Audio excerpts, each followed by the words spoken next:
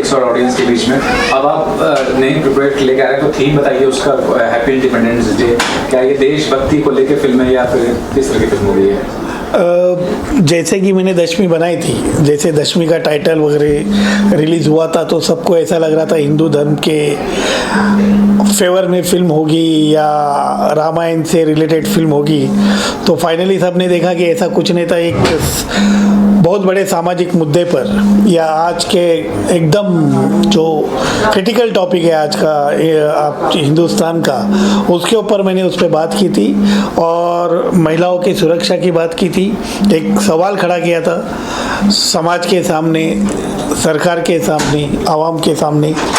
सो इसमें भी कुछ ऐसा ही दिखेगा आपको, क्योंकि इसकी टैगलाइन आपने देखी होगी। तो इसकी भी एक टैगलाइन है कि आज़ादी वो जो हमने अंग्रेज़ों से छीन ली या आज़ादी वो जो संविधान ने हमको दे दी। Happy Independence day.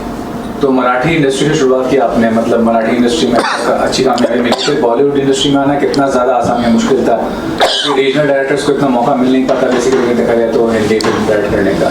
So actually मेरी जर्नी रिवर्स है। मैंने हिंदी से ही शुरुआत की थी, लेकिन हिंदी में एज यूजुअल सबको पता है कि ब्रेक आसानी से नहीं मिलता है। सो मैंने मेरे मातृभाषा के और मूड कर दिया और एक माझी शाळा फिर यारी दोस्ती फिल्में बनाई।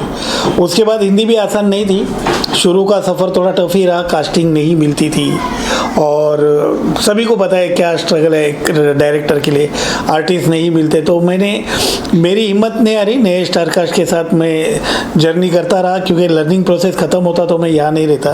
फाइनली दशमी जैसा एक प्रोजेक्ट लोगों को पसंद आया। अच्छी कास्टिंग थी, जो लोग जिनको जानते हैं नॉन फेस के साथ। सो नेक्स्ट में आपको इससे भी ऊपर की कास्टिंग मिलेगी। तो शायद मैंने अपने आप को एज अ राइटर, डायरेक्टर और मेकर इंडस्ट्री में स्टैब्लिश कर दिया है, ऐसा मुझे लगता है। सो मे बी मतलब इसमें अच्छी कास्टिंग होगी जिसके लिए लोग, ऑडियंस जिनको पसंद करते हैं।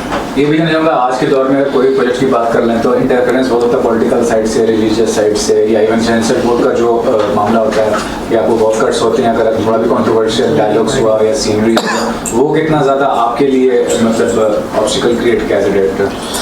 दशमी में सबको यही लग रहा था कि शायद ये वन साइड फिल्म होगी, हिंदू मुस्लिम की बातें होगी इसमें और दिक्कत आ सकती है। लेकिन मैंने राइटिंग में इतनी सावधानी बरती थी कि मैंने राइटिंग में ही उस पॉइंट को आने नहीं दिया। जो मुद्दा था समाज के हर हिस्से का मुद्दा था और मैं कभी भी ऐसा मुद्दा नहीं लाऊंगा जिसमें समाज बांटा जाएगा। सो सेंसर का तो ऐसा है कि सब डरे हुए हैं, सभी को पता है माहौल क्या है। सेंसर भी डरा हुआ है, वो नहीं चाहता कि अपने ऊपर जवाबदारी ले, तो कुछ ना कुछ अनसन जो अनवांटेड चीज़ें वो काटने बोल देता है डर के मारे। सो तकलीफ तो हुई, इसलिए मेरी फिल्म 1 महीना डिले भी हुई। वो मुझे ये देना चाहते थे और मैं यूए के लिए लड़ा रहा, फाइनली मैंने यूए ले लिया। सो सेंसर का जो चैलेंज है वो ये फिल्म में भी होगा, मुझे ऐसा लगता है, क्योंकि टॉपिक ही वो है, वैसा है, उस तरह का है। डर, सेंसर का डर शायद कुछ टाइम ले ले मेरा, लेकिन मैं यूए के साथ इसमें भी आऊँगा और लोगों को एक अच्छा मैसेज और एक अच्छे सवाल के साथ दुनिया के सामने खड़ा रहूँगा। जो फिल्म की अनाउंसमेंट कर रहे हैं, अगर स्टार कास्ट का हमें बताना चाहें कि आपने फाइनलाइज किया है, कुछ तो होगा कि हाँ ये पर्टिकुलर स्टार कास्ट, और कोई नॉन फेसेस है या न्यू कास्ट को लॉन्च करने वाले हैं? नहीं, इसमें मैंने कहा ना, दशमी का बेस जो है मेरे लिए बहुत अच्छा रहा। स्टार कास्ट अच्छी रहेगी, नोन रहेगी, मेरे साथ अब लोग काम करने के लिए तैयार है बहुत छोटे से समय में। सो वो अच्छी बात है और स्टार कास्ट बड़ी रहेगी।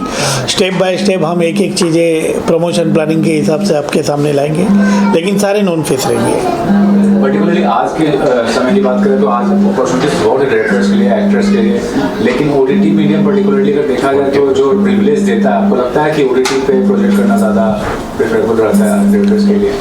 नहीं, कैसा हो गया है अभी, थॉटफुल डायरेक्टर्स के लिए ओटीटी बहुत आसान है, वहाँ सेंसर का नहीं है। सेंसर बोर्ड का कोई ऑब्जेक्शन नहीं है और अपने को जो मन चाहे सब्जेक्ट है मन चाहे तरीके से अपन दिखा सकते हैं। थोड़ा सा इसमें 20% ऑफ बीट भी चला जाता है, जो जैसे कि वल्गैरिटी आ जाती है, लेकिन हर किसी के डायरेक्टर के थॉट और सोच की बात है, फिर कमर्शियल वैल्यू भी देखनी पड़ती है। ये सारे एस्पेक्ट को देखते हुए लोग OTT की तरफ आसानी से मूव कर रहे हैं। थिएट्रिकल रिलीज़ का रिस्क नहीं है, बिजनेस का रिस्क नहीं है, लेकिन मेरा शुरू से कल रहा है कि मैं थिएट्रिकल ही करूँगा। जो 70 mm का मज़ा है वो किसी छोटे पर्दे में नहीं है। आज के दिन बहुत सारे डायरेक्टर्स ने अपने को प्रूव किया है, पोटेंशियली ब्रांड बने हुए, मतलब बॉलीवुड की बात करें तो डायरेक्शन पार्ट कितना आपको लगता है इंपॉर्टेंट फैक्टर होता है शेप ऑफ द, मतलब कहा जाता है प्रोजेक्ट को, तो कितना ज़रूरी है डायरेक्टर को वैल्यू करना? क्योंकि आज भी एक्टर्स को ज़्यादा वैल्यू करते हैं, चंद ही डायरेक्टर्स से जिनको आप रिकॉग्नाइज कर सकते हैं इंडस्ट्री में, बॉलीवुड की बात करें तो। नहीं, बॉलीवुड जिस मुकाम पे चल रहा है ना, उसी इन सब बातों का नतीजा है कि डायरेक्टर की वैल्यू है लोग करते नहीं। गिने चुने डायरेक्टर है, रोहित शेट्टी हो गए, जो बड़े बड़े नाम हैं, इनके साथ सॉरी, ये जो आर्टिस्ट का जो सवाल है वो करेक्ट सवाल है।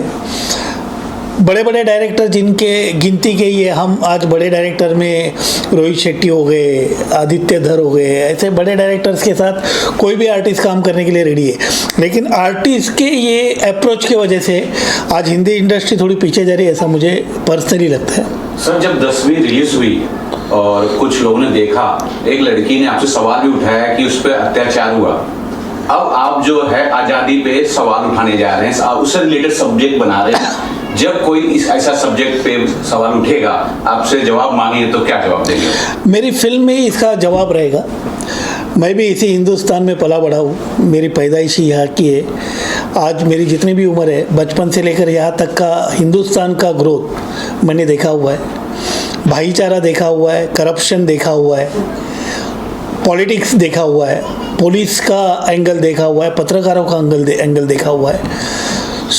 मुझे नहीं लगता कि मुझे तकलीफ आएगी, क्योंकि मैं एक सच्चा राइटर हूँ और मैं अच्छी चीज़ें लिखूँगा, बिना डरे लिखूँगा, बिना कंट्रोवर्सी लिखूँगा। समाज का आईना समाज के सामने रखने की कोशिश करूँगा, जैसे मैंने 10वीं में की है, और उसके साथ एक सवाल भी छोड़ के जाऊँगा हमेशा। सर, सवाल तो अब भी उठ रहे हैं। एक जो हम अंग्रेजों से जीते थे, आज़ादी मिली, लेकिन अब सवाल ये उठ रहा है कि वो आज़ादी सही है कि ये आज़ादी जो बाबा साहब अम्बेडकर ने हमें संविधान के माध्यम से दी है? वही सवाल है, उठ रहे हैं। वही सवाल है। आपके नजर में कौन सी आज़ादी सही है? नहीं, कैसा है कि मेरी फिल्म का टैगलाइन ही मैंने ये बनाया है कि आज़ादी वो जो अंग्रेजों से हमने छीन ली, जो चीज़ मिलती नहीं उसको छीनना पड़ता है, वो तो छीननी पड़ी, स्ट्रगल था, हम लोग ने बहुत शहादत दी है, ठीक है। और एक जब वो आज़ादी खुलकर आई ना, तो उसमें संविधान का चोला पहनकर हम भारतवासियों को मुफ्त में स्वतंत्र, व्यक्तिगत स्वतंत्र जिसको बोलते हैं, वो स्वतंत्र फ्री में दे दिया, जिसके लिए हमने कोई स्ट्रगल नहीं किया, हमें हमारे परोसा हुआ थाली में मिल गया। तो उसका इम्पोर्टेंस ज़रूर ज़्यादा होगा, लेकिन उसको अगर हम सही से संभालेंगे। मुफ्त में इसलिए मिला, इसलिए हाथी पाला नहीं जाता है, उसको संभाला जाता है। तो संभालने की ताकत हर इंसान में होनी चाहिए। अगर मुफ्त में मिला हुआ संविधान है तो उसकी रक्षा करने का काम हर किसी का है। आज़ादी वो भी छोटी नहीं थी, आज़ादी ये भी छोटी नहीं थी। अगर वो आज़ादी नहीं मिलती तो संविधान कहाँ से आता? लेकिन क्या हम दोनों आज़ादी को बराबरी से रख रहे? दोनों के अपने मायने। अंग्रेज़ों से हमारी जो देश की बॉर्डर थी वो मुक्त हुई, अंग्रेज चले गए, हमारी बॉर्डरें मुक्त हुई, लेकिन हम मुक्त उस दिन हुए जिस दिन संविधान हमें मिला, हमें आज़ादी मिली।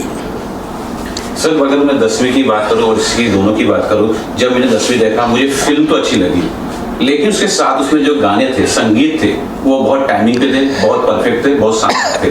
अब इस फिल्म के लिए किस प्रकार का संगीत होगा? क्योंकि मुझे लगता है इसमें देशभक्ति टाइप का संगीत होगा, तो इसके लिए क्या कुछ तैयारियां की है संगीत को लेकर? वही तो मेरी खासियत रही है। आपने 10वीं का टाइटल से आपको लगा कि रामलीला की फिल्म है, आपको हैप्पी इंडिपेंडेंस डे लग रही है, देशभक्ति की फिल्म है। कुछ नया लेके आऊँगा, सरप्राइज दूंगा, गाने अच्छे रहेंगे। जैसे कि मैंने टीजर भी अभी वंदे मातरम का एक छोटा सा हमने झलक दिखा दी है, तो उसी तरह का इम्पैक्टफुल और राइट जगह पे अनवांटेड गाने नहीं रहेंगे, सही जगह पे जहाँ ज़रूरत है गाने होंगे और होंगे। हर देशभक्त की अपनी एक पर्सनल लाइफ होती है और हर पर्सनल लाइफ जीने वाला इंसान देशभक्त होता है, वो जागना चाहिए। लास्टली कहना चाहूँ कि इंडिपेंडेंट फिल्म मेकर जो पर्टिकुलरली हैं, अगर बड़े प्रोडक्शन हाउस का बैकअप नहीं रहता है या कॉर्पोरेट का बैकअप नहीं रहता है, तो कितना ज़्यादा उनको मुश्किल होता है एक पहले तो शुरुआत करना, बाद में एक स्ट्रगल करके एक मुकाम हासिल करना। क्योंकि जब तक आपको बैकअप नहीं रहेगा बड़े प्रोडक्शन हाउस का या बड़े कॉर्पोरेट्स का, बहुत मुश्किल होता है प्रोजेक्ट्स को डिलीवर करना। नहीं, तकलीफ क्या होता है, बड़ा हाथी छोटे, बड़ा मगरमच्छ छोटे मगरमच्छ को निगल जाता है, फिर वो बुरा भी रहेगा तो बड़ा ही है। तकलीफ क्या हो रही है, अच्छे मेकर से, जैसे मैंने 10वीं बनाई, मेरे को कोई बैकअप नहीं था मुझे। उसके बाद मैंने हिम्मत करके रिलीज़ किया, नतीजा आप लोगों के सामने। बॉक्स ऑफिस क्या बोल रहा है, उससे ज़्यादा लोग क्या बोल रहे हैं, वही लोग बॉक्स ऑफिस क्रिएट करते हैं। लेकिन बैकअप ज़रूरी है, तो जो बैकअप देने वाले को भी समझना चाहिए ना। ये जो मैं 10वीं की लड़ाई लड़ा या 10वीं रिलीज़ की, मैंने अपने लिए नहीं की। आज हिंदी इंडस्ट्री की वजूद की लड़ाई ये मैंने मेरे एक इंटरव्यू में आप भाइयों के सामने ही बोला था। जावेद अख्तर जैसे पत्रकार पर साउथ इंडस्ट्री के लोगों ने सवाल उठाया था, बहुत चुभी थी वो बात। आज अल्लू अर्जुन जैसे महान दिग्गज साउथ के सुपरस्टार ने 2 दिन पहले प्यार से एक लाफा मारा हुआ है। किसी को समझ में आया कि नहीं आया, लेकिन मुझे आया कि आज हिंदी इंडस्ट्री की हालात नाजुक है, इसलिए हमें उनको ज़्यादा क्रिटिसाइज नहीं करना चाहिए। एक समय आएगा जब उन लोग उभरेंगे, हमें उनको मदद करनी चाहिए। कितनी बड़ी बात बोल दिया प्यार से उसने। क्यों आई हमारी बुरी हालत? पैकेजिंग करने में लगे हो ना आप लोग। सलमान को लेना है, शाहरुख को लेना है, इसको लेना है, ये डायरेक्टर। तुम्हारे ऊपर खुद के ऊपर कॉन्फिडेंस नहीं है। तुम्हारे आर्टिस्ट को खुद के ऊपर कॉन्फिडेंस नहीं है कि मैं अच्छी फिल्म आएगी तो अच्छा परफॉर्म करूंगा। क्यों चाहिए बड़ा स्टूडियो? जब मैं अजय देवगन को या शाहरुख खान को, सलमान खान को साइन करूंगा, उसी दिन स्टूडियो मेरे साथ खड़ा हो जाएगा ना।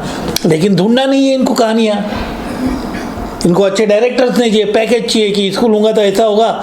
ये खुद साउथ में जा रहे हैं। साउथ और हिंदी इंडस्ट्री अलग नहीं है, लेकिन साउथ वाले बार बार ये बात प्रूव कर रहे हैं कि आप तुम लोग हमारे नीचे हो।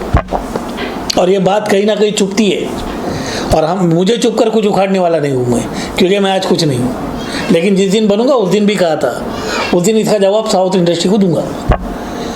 क्योंकि क्या ये इंडस्ट्री वॉर नहीं है। जो जब पहली फिल्म बनी थी जिसमें भाषा नहीं थी, गूंगी फिल्में थी। फिल्में यहाँ से दिल से बनी जाती, फीलिंग्स पे बनी जाती है। तो आज तुमने बांट दिया। हम जब बड़े थे हमने कभी नहीं बांटा। हमने बोला क्या साउथ वाले इधर क्यों, नागार्जुन ये सब आके हिंदी में स्टार बने ना, तब हमारी इंडस्ट्री ने अगर दरवाज़ा बंद किया होता तो कहाँ जाते तुम लोग? नहीं करना चाहिए ना ये, लेकिन उन लोग कर रहे। राजा मौली ने किया है, इतने बड़े डायरेक्टर हैं, उन्होंने बोला ना हम लोग हिंदी इंडस्ट्री नहीं है, हम तमिल इंडस्ट्री। क्यों? इंडियन सिनेमा बोलने में क्या जाता है? देश के बाहर जब आप रिप्रेजेंट करते हो खुद को तो इंडियन सिनेमा बोलो ना। आज बाहर out of India Indian cinema की पहचान बॉलीवुड है। तो उन्होंने सवाल पूछा जब RR के ऑस्कर के लिए गए थे कि बॉलीवुड किसे आए हो? No I am not in Bollywood, I am from Tamil industry. क्यों? इंडियन सिनेमा बोलने में शर्म आ रही थी। इंडियन सिनेमा क्यों नहीं बोलता है कोई? आज तुमने बांट दिया। अपने इंडस्ट्री में पहले बोलना चाहता था सर्वधर्म समभाव। अगर कहीं देखना है तो इंडस्ट्री में देखना है। यहाँ पर कोई हिंदू, मुस्लिम, क्रिश्चियन, सिख, ईसाई नहीं करता है। रोजे भी उतने प्यार से खोले जाते हैं, गणपति भी उतने प्यार से रखे जाते हैं। तो ये साउथ और हिंदी का वॉर जो शुरू हुआ है उसे रोकना तो पड़ेगा, और अपने लोगों को रोकना पड़ेगा, बड़े लोगों को। आज भी वो मेरे को डायरेक्टर चाहिए, वो चाहिए, कि अपने डायरेक्टर टैलेंटेड नहीं है, स्क्रिप्ट राइटर नहीं है क्या? ढूंढो राइटर को। तुमको पका चाहिए, उधर से 2 सीन लो, इधर से 2 सीन दो, उसका राइट्स लो, खत्म। अरे हमने मदर इंडिया बनाई है ना, हम आपके कौन बनाई? शोले बनाई है हमने। सो ये पेन है एक अलग तरीके का। Thank you.